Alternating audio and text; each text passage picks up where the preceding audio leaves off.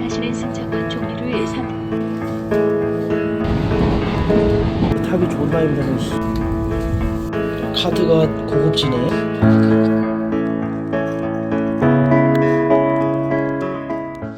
이거 아저씨인데 그 듣겠던 캡슐 호텔에 떠나 히미지로 가는 날이다.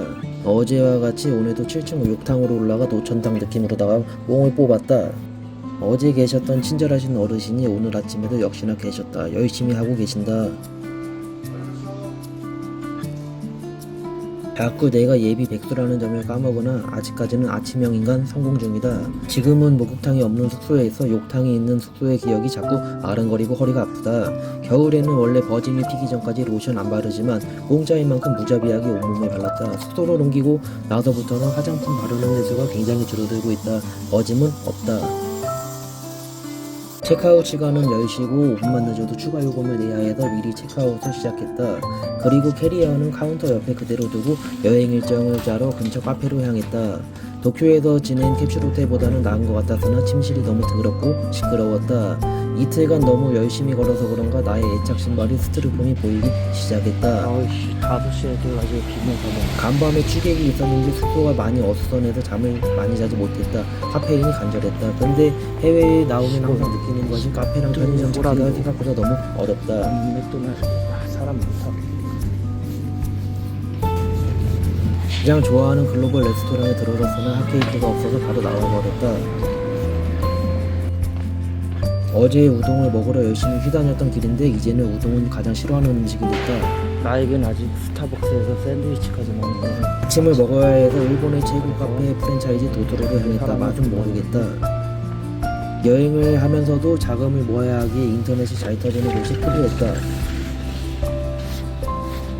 이른 아침 시간이었지만 친절한 일본 직원한테 철반의 친절을 받으니 기분이 좋았다. 거기다가 스타벅스 커피 한 잔 가격으로 맛있는 샌드위치 세트까지 해결할 수 있었다. 재작년에 도돈보리 도토리 직원이 헛소리 나올 정도로 이뻤는데 기회가 되면 또 가야겠다.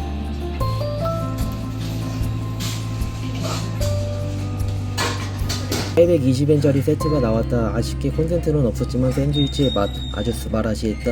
한 번 먹고 쓰게 외쳤더니 옆에 앉아 계시는 아주머니가 그윽하게 쳐다보셨다.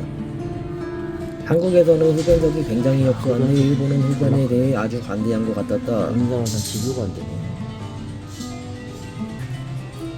아껴 먹으려던 쓰게 샌드위치 너무 맛있어서 나도 모르게 3분 만에 다 먹어치웠다. 여행 일정 계획과 단타를 동시에 해야 해서 오래 있어야 했는데 더 시켜야 하나 하는 걱정이 앞서기 시작했다. 다행히 존버해서 그냥 나왔다. 아직 30일 정도의 체류 기간이 남기도 했고 일정을 짜기 너무 어려워 시간이 지체됐다.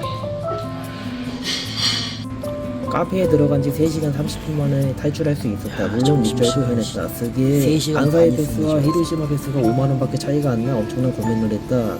그러나 히로시마가 딱히 매력이 없는 것 같아서 간사이 내에서만 놀기로 결정했다. 일본 제빵의 위대함을 알고 있기에 상점가에 있는 최초의 빵가게에 들어서도 봤다. 가격과 비주얼, 친절함이 굉장히 좋아 보였다. 근데 맛은 쓰게 하지 못했다. 빵을 몇 센치로 잘라주냐고 물어보셨지만 3cm라고 나도 모르게 대답이 나와버렸다. 그렇지만 빵의 두께와 별개로 맛은 한국보다 못한 것이었다. 내 체지방 쌓였다. 기차인지 전철 타고 가면서 먹을 빵 조각을 들고 내 캐리어 가지러 캡슐로 올라갔다. 여기는 엄청난 대기업인 것 같았다. 들어가는 시기에 따라 다른 직원이 항상 있었다. 차비에 돈을 쓰는 게 너무 아까워 25분 거리 다카마스역까지 걸어서 갔다. 꽤 힘들었다. 다행히 어제 한 바퀴 둘러본 코스라서 문제없이 헤매지 않고 다카마스역에 들어설 수 있었다. 한국이었으면 전망대라고 하긴 어색한 30층짜리 다카마스 심볼 타워가 딱 보였다. 간사이 와이드 패스를 마이리얼 트립에서 구매했고 교환을 하러 나섰다. 근데 참 어려웠다. 네이버 블로그에는 죄다 간사이 공항에서 바꾸는 것만 나와서 어리바리 겁나게 갔다. 그래서 블로그에서 본 것처럼 비슷해 보이는 기기가 있는 곳으로 우선은 향해봤다. 때깔은 비슷해 보이는 머신 앞에 가서 시도를 해봤다. 뻘짓거리의 시작이었다. 어서 오십시오. 원하실 승차권 종류를 선택하십시오. 교환을 가져갈 수 없습니다. 기기 알림 소리가 나의 심장 박동수를 더 빠르게 만들고 있었다. 우선 이거는 꽝이었다. 아이씨 이게 아니라 기기가 두 개구나 하고 내가 멍청했네 하고 옆에 있는 다른 기기로 가봤다. 이런 시향 다른 기기에서도 되지 않는 것이었다. 이제는 영무원에게 도움을 청해보기로 했다. 그랬더니 인포센터로 가라고 하는 것이었다. 그래서 인포센터로 뛰어가봤다. 인포센터에서 패스컨을 바꾸는 게 맞았다. 이번을 계기로 무조건 여행자 센터를 거쳐가기로 했다.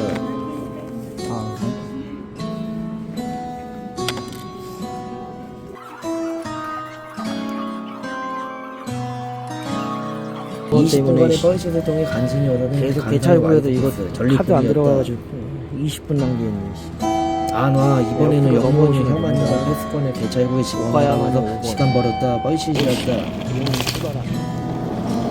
간사의 여행이 첫 거점은 히메지역으로 삼았다. 아름다운 히메지성이 있는 곳이었다. 전철인지 기차인지 정체성이 모호한 열차를 타고 신칸센이 있는 오카야마역으로 향했다. 2층 열차를 한번 타보고 싶었으나 저 좌석은 추가 요금을 내야 해서 탈 일은 없었다.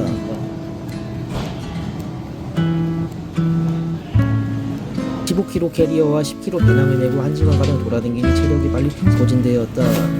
평일인가 그런지 관광도시인 오카야마로 가는 사람들이 많아 보이지는 않았다.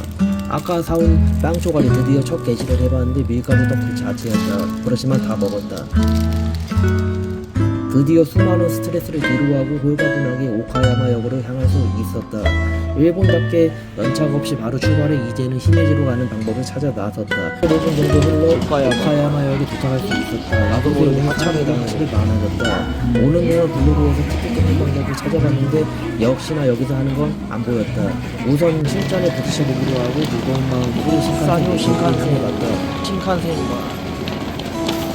아직까지는 신칸센을 타본 적이 없어서 어떨지 정말 기대야 걱정이 됐다. 되나? 또 통일성 없는 게 잔사의 와이드 패스를 어디든 내려오게 돼도 안 되는 곳이 많았다. 지금처럼 매표 위에 패스권이 들어가지 않으면 업무만도 보고 패스하면 된다.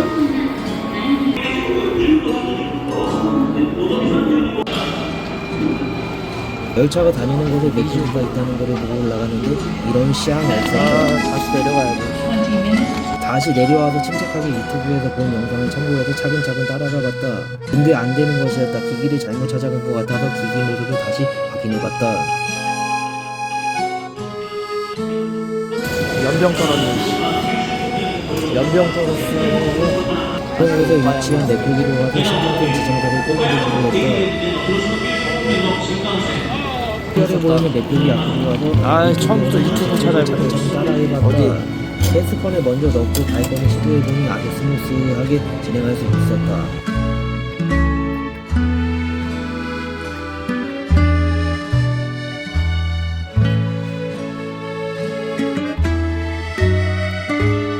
이렇게 발권을 타는 것이 올라가는 이제 내 열차 시간이 안 보이는지 것이었다. 동경도 가네. 여기 절로 나오네. 알고 보니 오늘 신칸센 충돌사고가 있어서 많은 열차가 지연되고 있었다고 한다. 이게 일본어 방송으로만 나오고 전광판은 아무런 표시가 되지 않아서 30분 기다렸다. 시간 지났는데도 안 와서 내려가서 직원한테 얘기하니 뛰어다니며 새 표를 끊어줬다. 하야시 하면서 2분 남은 표를 주길래 미친놈 마냥 바로 뛰어 올라가서 지정석으로 갔다. 신칸센의 첫 인상은 KTX는 비교도 안 되게 좋은 열차였다. 거기다 조용했다. 돈만 있으면 비행기 대신 신칸센 타는 게 훨씬 좋고 빠른 것 같았다. 기술력 미쳤다. 얼마나 넓은지 캐리어 칸이 꽉 차서 자리에 갖고 왔는데 전혀 불편하지 않을 정도였다. 신칸센과 사람이 충돌하는 사고가 발생했다는 데는 내부 정황만에 나오고 있었다. 사람하고 부딪히는 사고는 지정석에는 일본 회사원들로 가득했는데 부장들은 하하호호 떠들며 젊은 직원들은 죽어가는 표정으로 노트북으로 문서 만들고 있었는데 참으로 불쌍해 보였다. 20분 만에 오카야마에서 히메지역에 도착할 수 있었다. 미친 듯이 하야시했다. 입석은 이렇게 서서 가는 거구나. 히메지역에 내렸는데 뭔가 조용한 분위기가 느껴졌다. 근데 히메지 사람들 한성걸 한다고 한다. 히메지역에서 내리자마자 보이는 것은 아름답고 안정한 새하얀 히메지성이 바로 보였다. 오자마자 아름다운 성이 눈앞에 떡하니 보이니 기대가 되는 곳이었다. 근데 막상 다니다 보니 바로 히메지성 때문에 존나 땡기지. 좀 아쉬운 곳이었다. 설마 저긴가? 오늘 이름을 가난한 물어봤는데 예비백수의 생각해보니까. 숙소는 캡슐 호텔이었다. 근데 시설이 굉장히 좋아 보이는 곳이었다.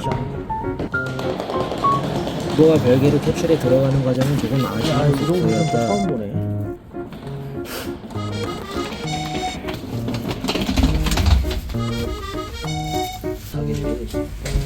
뭐야 이게. 회색은 그쪽 올리고. 체크인 시간이 딱 되어서 체크인을 하는데 한 명은 과잉 침대, 한 명은 굉장히 시크했다. 그리고 아쉬웠던 점이 보통의 숙소와 달리 체크아웃 뒤에는 캐리어를 맡아주지 않는 데다. 그렇지만 캡슐 내부로만 보면 그동안 가본 곳 중에서 가장 쾌적한 곳이었다. 나이스. 카드가 고급지네. 가져가고 싶은걸. 무벽을 느끼게 하는 카드키였다. 생각보다 캡슐 높이가 낮아 위층으로 바꿔왔다. 그리고 캡슐에 가면 가장 걱정되던 무좀, 이곳에서는 걱정할 필요가 없었다. 짐 대충 던져두고 숙소를 한번 둘러봤는데 침대가 락커까지 있어서 짐 보관에도 탁월했다.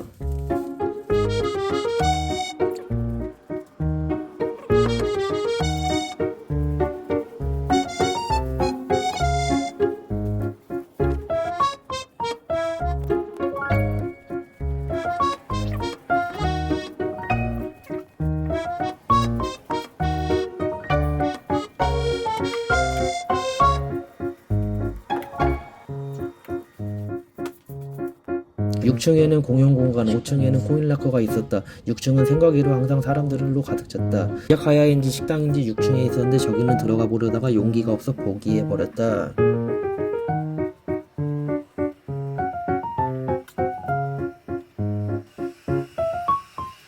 너무 많이 움직이기도 했고 오늘 먹은 게 빵 조가리밖에 없어서 공짜 말차 라떼로 장을 채웠다.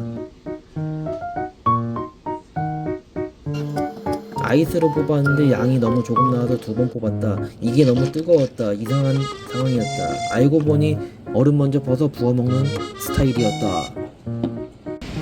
대충 눈에 보이는 대로 공짜 당 채운 뒤에 힘의 지역 앞 상점가로 나도 저녁을 찾아 나섰다. 여기는 다카마스보다 더한 곳이었다. 6시쯤에 80%의 상점가가 문을 닫은 상태였다.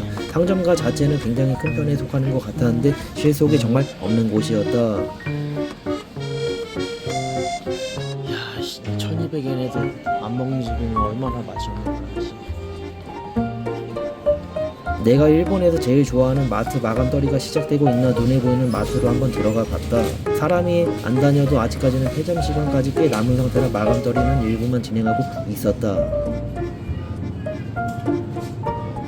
이제 소도시라 그런가 마트 음식들의 퀄리티가 좀 떨어져 보였다. 눈 돌아갈 음식들이 없었다. 결국에 과자랑 아이스크림 하나씩 사 들고 나와서 떨어지는 당을 조금 채워 넣었다.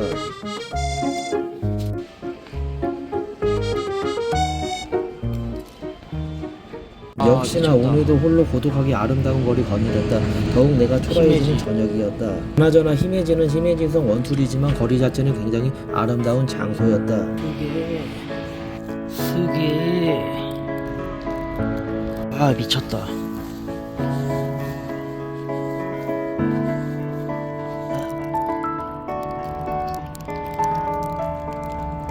조금 의미있게 시간을 보내기 위해 푸딩 하나 사들고 히메지성으로 향했다. 근데 정말 낭만 넘치게도 조깅하는 형 누님들이 많이 보였다. 나도 조만간 해보고 싶었다. 상승맞게 150엔짜리 파인애플 푸딩 와사바리에 털어넣은 뒤에 고독하게 고독을 즐겼다. 멋있다. 오늘 땀도 안 나고 몸에서 냄새도 안 나고 씻기 귀찮았으나 독감에 걸리지 않기 위해 씻었다. 역시나 이곳에서도 생활복을 줬는데 좀 애매한 7구 기장이었다. 공용 공간에 내려와서 다음날 어디로 갈지 노트북으로 찾아보며 하루를 마무리했다. 간만에 사람다운 잠자리에서 잠을 자려고 하니 두근두근하기도 했고 침대도 매우 편했다. 좋았다. 내일 어디 갈까 고민하며 잠에 들었다. 모르겠다.